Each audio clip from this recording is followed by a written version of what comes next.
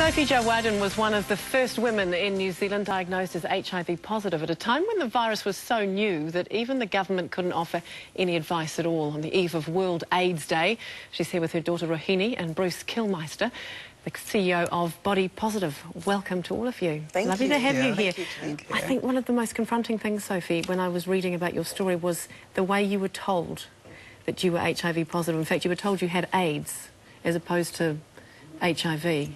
And it was over the phone. Yeah. How did that happen? Well, I was pregnant at that time, so I went to see my GP and he suggested I had a blood test. Yeah. And so here, after the blood test, I went home, and I think about a week or two, he called me and said, "You're positive." So I didn't even know what the word meant, because word positive means good, from where I come from. Yeah. And yes, so I waited until my husband came home, and I said, "I'm positive." He said, "On what?" And I said, "I don't know." You know, because I was quite happy, and, you know, it was really the best time of my life. You know, I was pregnant with, you know, there were 2 children already starting to school, and so it was really happy. So I didn't think much, I didn't read into it. So how long was it before you discovered what was going on? I was 6 months pregnant, and it was maybe the very same day when my doctor called me. My husband came home and said, "You are positive," and he had to call back to say, "What did you tell her? What's wrong with her?" And you find that I had AIDS, but I hadn't actually seen AIDS, never heard of it. Wow. Maybe I'd seen it once or twice on the television, but it doesn't relate to a married woman, does it? In those days, so yeah. So you didn't know a lot about it. This is the 80s? Yes, 1989. What did you do? What were you told to do? Nothing much at that stage. The next day, my doctor called us and said, we have to, the whole family to be tested. So the whole family went to be tested. And after that, they said, we are going to be seen by the authorities anyway, to be told, because this was really dangerous, that the disease I had. Were they supportive of you, the authorities? I would not really want to think they were supportive or not supportive at that time, because I was really in shock. Yeah. And I had been just told, you know, by the time I see the authority, the whole thing come out, you know, that I was going to die. And, you know, things was not going to... Yes, I was going to die, and what the disease was about. You know, they explained what the disease was all about. And, so I wasn't really told much about it. And we lived in a very small town then. Yeah. We lived in Gisborne. And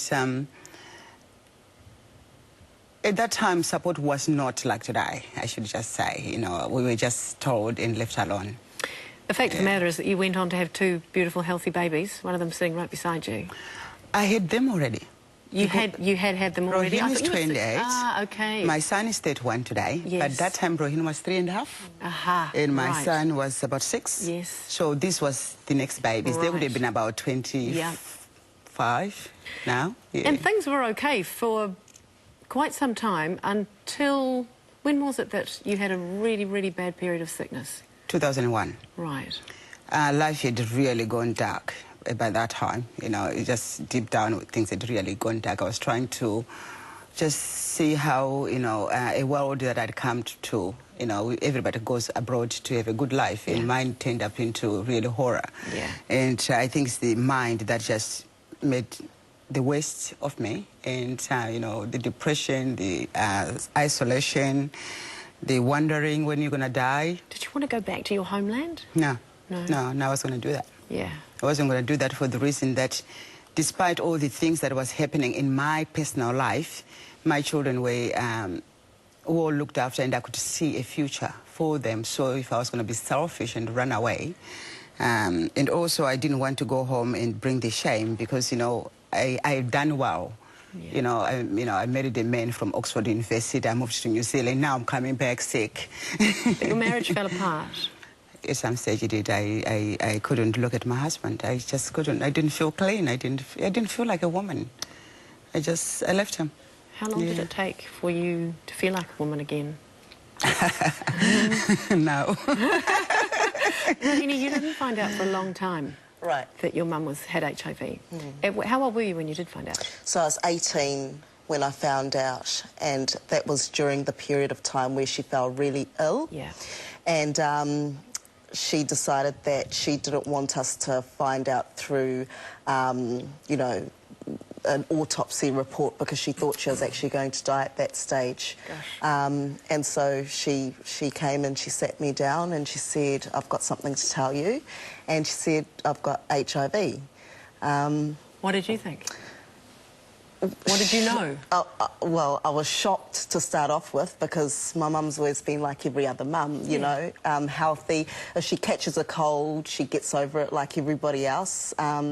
She hadn't been on medication, so I hadn't seen any evidence of anything. So first it was shock, and then immediately after I realised what I had heard, it was sort of a feeling of deep sorrow and sadness that she's been alone all this time. Because we've always been very, very close, and all through growing up people have said, "Oh, you two are like twins, you do everything together, you know, you hang out together in your spare time." Instead of going to hang out with my friends, I'd go to the shop and work in Mum's shop and answer the phone. I was quite happy always being with her. Did that relationship change at all then?